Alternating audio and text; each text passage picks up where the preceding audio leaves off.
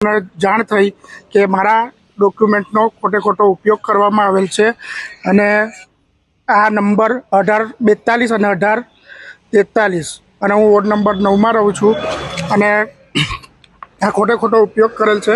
મેં મારા લગ્નના સર્ટિફિકેટ માટે જે તે ડોક્યુમેન્ટ આપ્યા હતા એમાં નગરપાલિકાએ જે આનો ભ્રષ્ટાચારમાં ઉપયોગ કર્યો છે તેને હું સખત શબ્દોમાં વંખોળું છું અને આપણા એવું સાંભળ્યું હતું અત્યાર સુધી કે ગાયોનો ઘાસચારો ખાઈ ગયા, કોલસા કૌભાંડો બહાર પડ્યા, પરંતુ અંકલેશ્વર નગરપાલિકાના જે તે વખતના સત્તાધીશોએ શૌચાલય બનાવવા માટેની ગ્રાન્ટ ગુજરાત મ્યુનિસિપલ ફાઇનાન્સ બોર્ડે આપી હતી, સમથિંગ લગભગ 1,70,00,000 રૂપિયા જેટલી। આટલી માતબર રકમ માન્ય મુખ્યમંત્રી શ્રી જે તે સમયના અને હાલના જે વડાપ્રધાન નરેન્દ્રભાઈ મોદી સાહેબે આ યોજનાઓ ગરીબ લોકોને આપવા માટેની આ યોજના કરવામાં આવેલી હતી।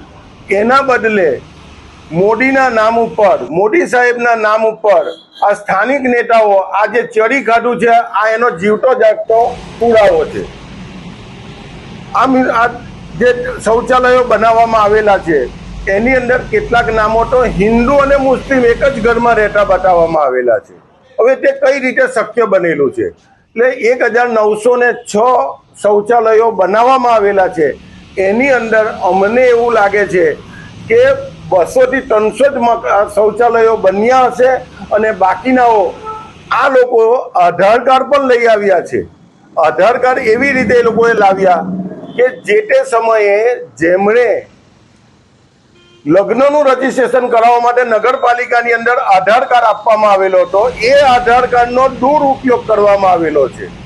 આ લોકોને ખબર પણ નથી અને એ લોકોના ઘરે બનેલું પણ નથી।